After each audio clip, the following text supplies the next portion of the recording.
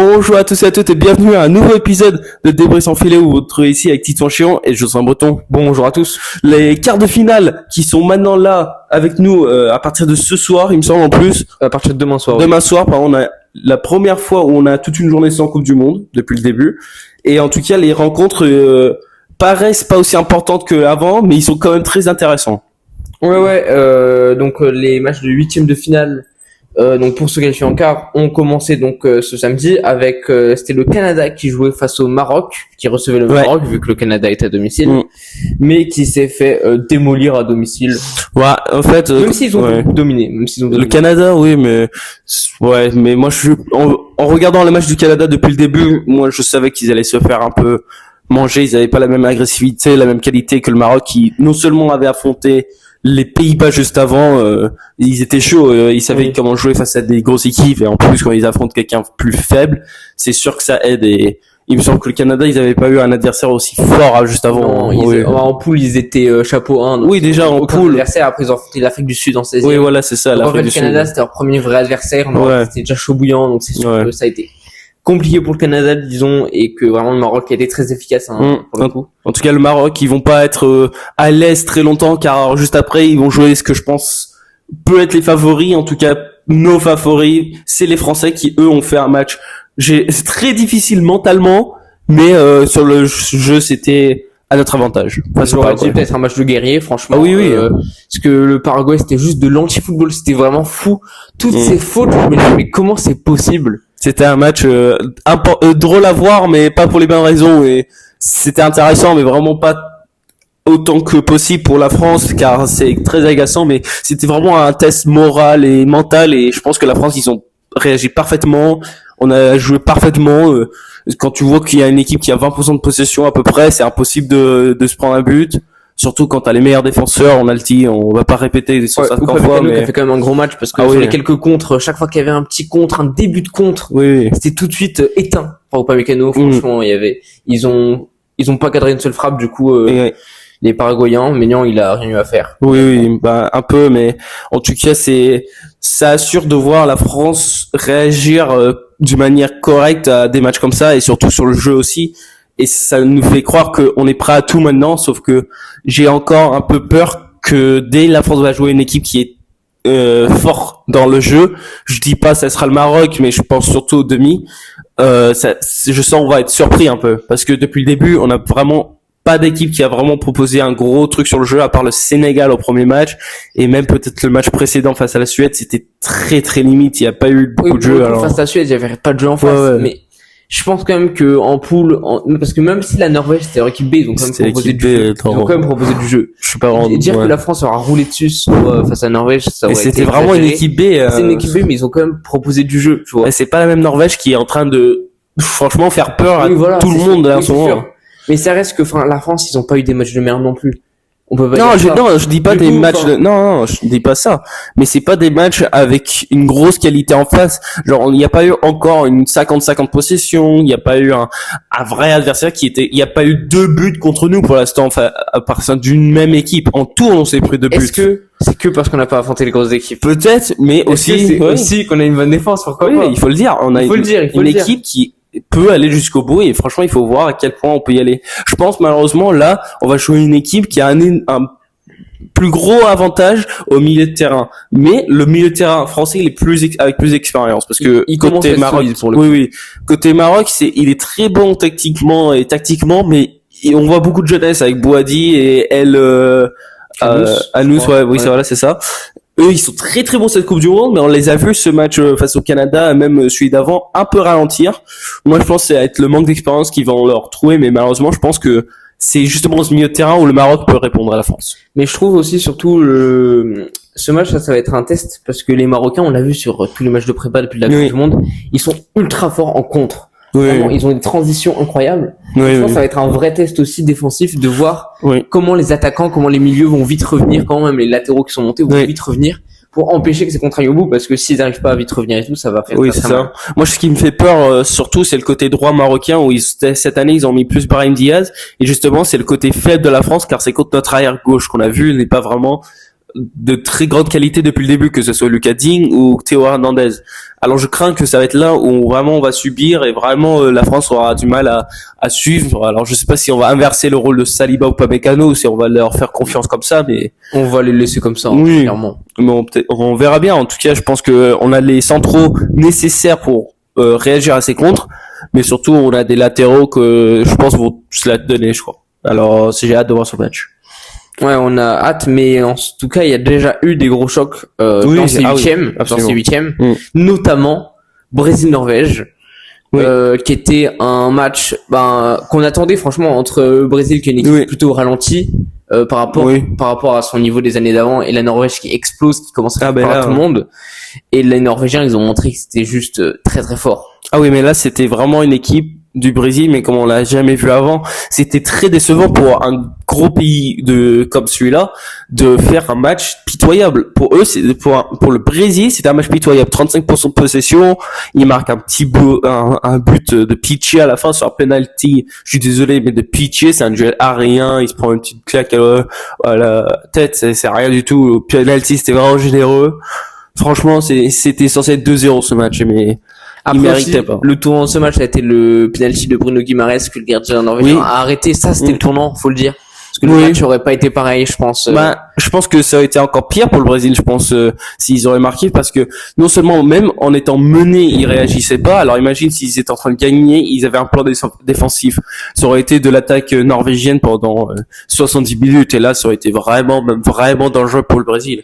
Alors certes, ça aurait été plus assurant peut-être d'avoir un avantage en avance, mais bon, c'est sûr que ça n'a pas aidé leur cas, et franchement, il faut souligner cet effectif, elle est même pas jeune, elle est juste fort mentalement, genre ils ont un gardien en agent libre, ils ont des joueurs de Bodø/Glimt qui vaut même pas 10 millions, c'est un collectif de fou. Tous remplaçants. Ouais, c'est un truc de fou. Non, en fait, non. Ici, il y a que un ou deux joueurs de Bodø/Glimt. Oui, c'est ça. Ouais, Berge par exemple. C'est ça, Berge, oui. Mais à part ça, c'est en fait la Norvège, faut pas sous-estimer, c'est beaucoup de joueurs dans le top 5 européen, dans des top clubs et tout.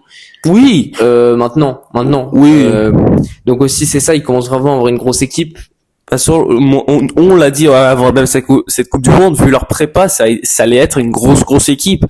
Et peut-être qu'on n'avait pas souligné que ça allait aller jusqu'à là, mais en tout cas, moi je m'attendais à ce qu'ils soient très très forts. Je savais pas qu'ils allaient être aussi forts que le Brésil, mais que les voir encore largement plus forts, ça m'a vraiment surpris, et limite ça fait peur, ça fait vraiment peur de les voir jusqu'à là. Et maintenant ils vont jouer l'Angleterre, qui eux ont joué le Mexique et qui en plus n'ont pas mérité leur victoire, je tiens à dire.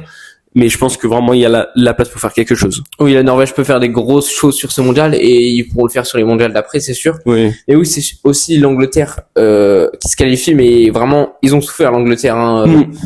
Dans ce match, ils ont beaucoup souffert. Même s'ils ont ouvert le score, ils gagnaient même 2-0. C'était contre le jeu presque. Ouais, mais même quand ils menaient 2-0. Peu importe ce qui s'est passé avant, à la fin du match, pour moi c'était le Mexique qui mérite tellement. Il rate des occasions énormes. Il y a Jude Bellingham qui fait un sauvetage mais énorme. Franchement, le Mexique, ils avaient tout fait bon. Pour moi, c'est pas mérité, parce que pour moi, le Mexique, c'est comme la Norvège, c'est un pays qu'on s'y attendait pas, qui fait une Coupe du Monde mais exceptionnelle, mais sur un autre niveau. Rien que le match face à Équateur, ça m'avait surpris. Le Mexique, leur poule, ça m'avait surpris. C'était franchement un jeu que j'adorais regarder. Genre, c'était juste impressionnant pour une petite équipe, pour un petit pays comme ça. Ouais, surtout à 2006, c'était vraiment impressionnant, la ferveur aussi qu'il y avait. Bon, ils se font éliminer du coup juste avant que les matchs soient tous des États-Unis, parce que je crois que l'écart va être partout des États-Unis. Donc au moins ils ne manqueront pas de match à domicile, on va se dire. C'est sûr. Petite consolation, mais c'est vrai qu'on a vraiment aimé voir le Mexique aller plus loin dans cette compétition, surtout au vu de leur perf sur le terrain. C'est vrai qu'avant ces huitièmes de finale, on avait les trois pays hôtes toujours dedans, mais maintenant il n'en a plus aucun, car les États-Unis, après avoir fait des actions très polémiques et très très limites au vu du football, se sont fait éclater comme mérité face à la Belgique. Bien sûr. On rappelle cette action du coup polémique dont tu parles. C'est du coup Folarin Balogun qui s'était fait suspendre après un carton rouge sur une énorme semelle. Mérité. Oui, très clairement mérité contre la Bosnie. C'était vraiment une action de boucher, hein, il faut dire.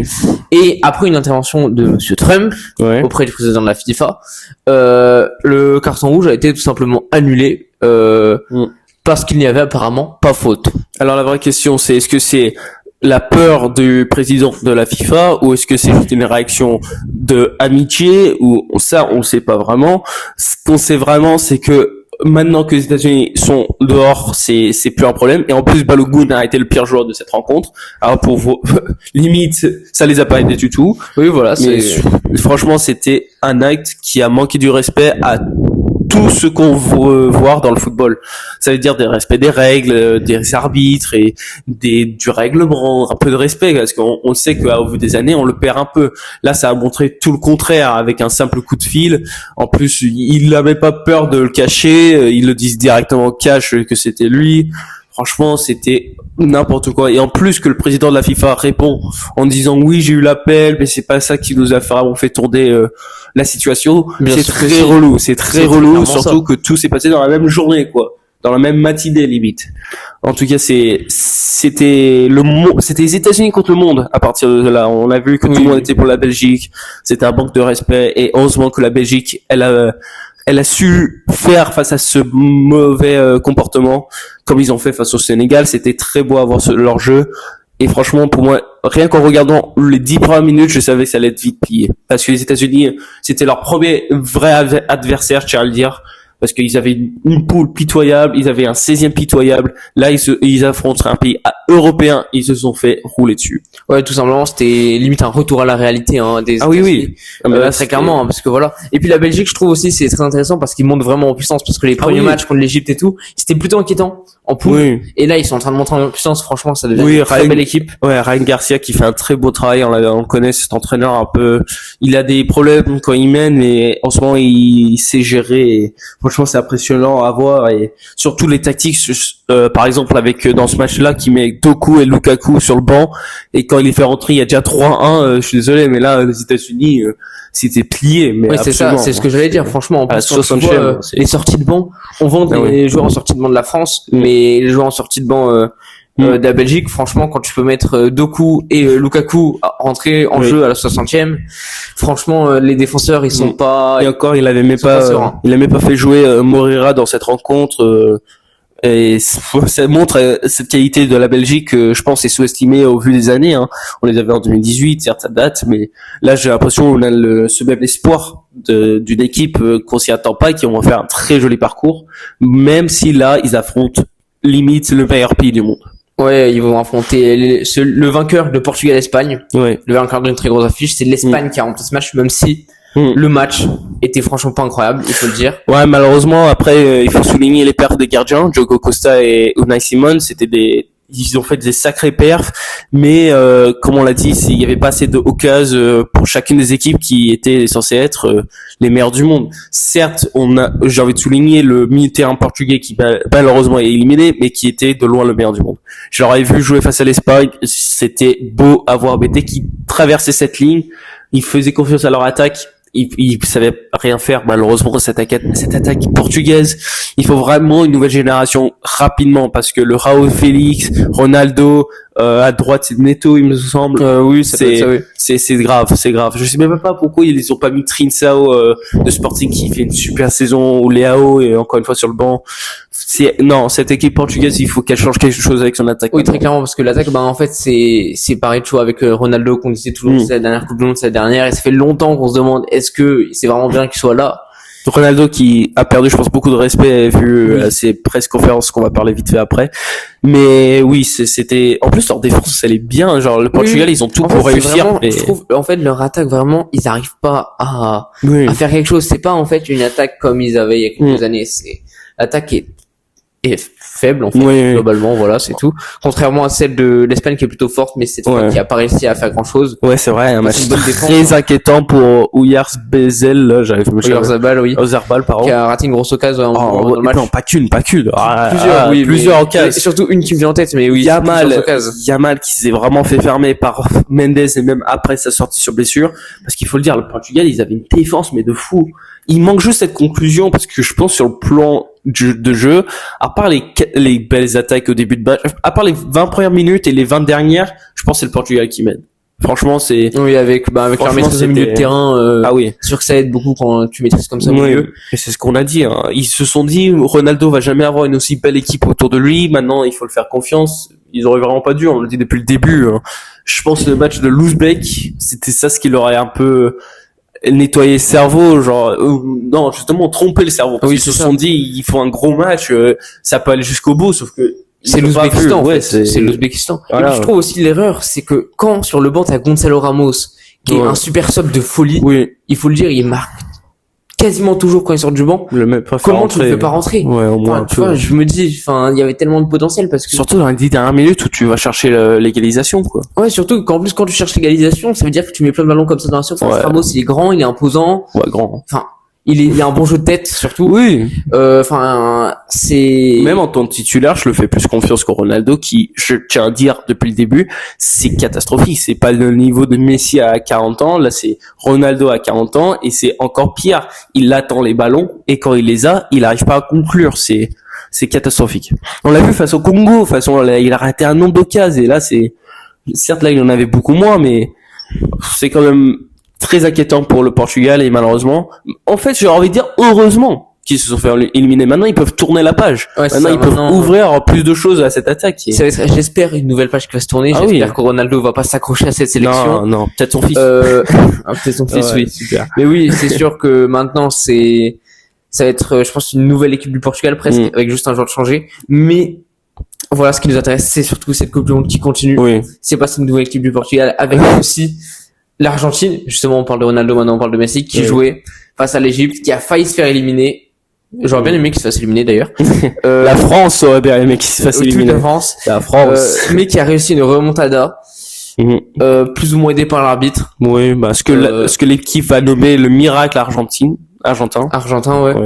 Avec bon après, on peut pas dire que cette victoire est imméritée quand même, parce qu'ils ont quand même ils ont quand même eu la large domination du match. Oui. Beaucoup d'occasions. C'était sûr. Le gardien égyptien qui était très bon, il faut le dire. Après, les contre-attaques aussi, de l'Égypte. Oui. Je suis désolé, ils ont conclu, ils ont fait ce qu'il fallait, mais on va dire que, encore une fois, comme a dit, c'était Ryan Garcia, je crois, les équipes africaines, ils tiennent pas mentalement jusqu'au bout. C'est ce qu'il a. On sort la phrase mythique, tu connais. Oui, mais voilà. Mais c'est sûr que c'est franchement dommage pour les Égyptiens qui tenaient vraiment l'exploit. Ouais. Mais bon, voilà. Un truc que j'ai vraiment envie de souligner, c'est que encore une fois, peut-être c'était pas vrai en 2022, mais en tout cas, pour moi, c'est vraiment vrai maintenant. L'Argentine ont le parcours le plus simple de loin. À partir des quarts de finale, là, c'est l'équipe qui avait fait le parcours le plus simple.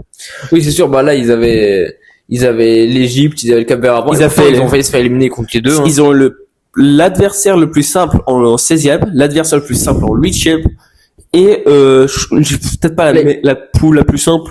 Non, pas la poule la plus simple. Non, quand même pas, non. Mais même, et puis là, en quart, ils jouent la Suisse. Franchement, je suis désolé, des 8 équipes qui sont en quart, la Suisse, c'est la plus faible. Mais c'est... quand tu vois les 8 équipes... 3 fois, ils s'en sortent, mais parfaitement. Et j'ai envie, encore une fois, qu'ils se chient dessus, là. J'ai vraiment envie qu'ils se refassent peur, comme ils ont fait face au Cap-Vert et face à l'Égypte, parce que ça va pas réussir à chaque coup. Ça va pas. Oui, c'est sûr. Et j'espère vraiment que, surtout la Suisse, ils ont quand même une belle base défensive. Ils ont quand même des bons joueurs, ils ont quand même une belle équipe défensive. Attention, parce que là, à la fin du match face à la Colombie, ils ont vraiment eu des coups de peur. Ils ont fait des erreurs défensives qui a amené à des face-à-face de la Colombie, heureusement ratés pour eux. Mais franchement, ils s'en sortent très bien, la Suisse, au tir au but, qui a été très bien mené par le gardien de Suisse. Je crois qu'ils les avaient tous devinés correctement. Il en a que arrêté un et un raté. Mais franchement, cette équipe suisse, il faut faire gaffe à l'Argentine, mais comme on l'a vu avant, il y a la place. Il y a la place. Encore une fois, l'Argentine, ils savent pas faire, ils sont pas concentrés pendant 90 minutes, alors il faut en profiter des moments uniques, on va dire, pour essayer de finir cette équipe. Ouais, c'est sûr. Et puis du coup, comme on l'a dit, la Suisse qui a battu la Colombie au tir au but dans un match qui était du coup plutôt soporifique, qui était pas, il y avait pas grand chose qui s'est passé, franchement, c'est assez ennuyant à regarder. Pas beaucoup de grosses occasions, sauf du coup en fin de match pour la Colombie avec les gros face-à-face ratés, mais c'est dommage parce que pour moi je pense que c'est la Colombie qui domine cette rencontre. Encore une fois, c'est comme le Mexique un peu, ils dominent, ils méritent, mais malheureusement ils concluent pas. C'est franchement dommage. Après, vu ce qu'ils ont raté, heureusement pour eux, ils vont pas jouer l'Argentine parce qu'ils auraient jamais eu les mêmes occasions qu'ils ont eu là. Mais ils ont raté des sacrés face-à-face, surtout en prolongation. En tout cas, ce qu'on va retenir, c'est que l'Argentine a le face-à-face le plus simple, on va dire, on perd des stars de petit à petit comme Neymar, Ronaldo et tout. Bon, certains laissent des marques, comme Ronaldo en presse. J'ai même me remettre des trucs qu'il a dit. Pour moi, ce qui m'a marqué, je pense le plus, c'est quand il a dit l'euro était autant valable. L'euro a une meilleure valeur, la même valeur que la Coupe du Monde. Ouais, ça, c'était belle. C'est assez fou. C'était très beau ça. Et aussi le deuxième truc qui m'a marqué, c'était quand il a dit aux journalistes, ça fait 23 ans que vous essayez de me tuer. Bon, moi je voyais pas vraiment le lien, mais pas grave. En tout cas, je pense qu'il a perdu beaucoup de respect avec cette seule presse conférence. C'est dommage parce qu'il en a plein. Alors, mais bon, en tout cas, ce qu'on a hâte de voir, c'est les matchs demain. En tout cas, on a enfin une pause. J'ai envie de dire. Oui, enfin, c'est vrai. Après avoir enchaîné 90 matchs, on va pouvoir dormir un peu. Oui, et surtout la France qui reste réveillée jusqu'à 2h du mat systématiquement pour voir des matchs. Là, on pourra dormir et on verra bien si l'Argentine ont autant de chance qu'avant. Bon, on peut dire de la chance quand même. Oui, clairement. Si la Norvège peut faire peur à l'Angleterre, si la Belgique peut essayer de faire un exploit et si la France peut continuer à dominer comme ils ont fait depuis le début. Ouais, et on espère du coup voir ça avec vous la semaine prochaine sur Débrief sans filet. Au revoir à tous. Au revoir à tous.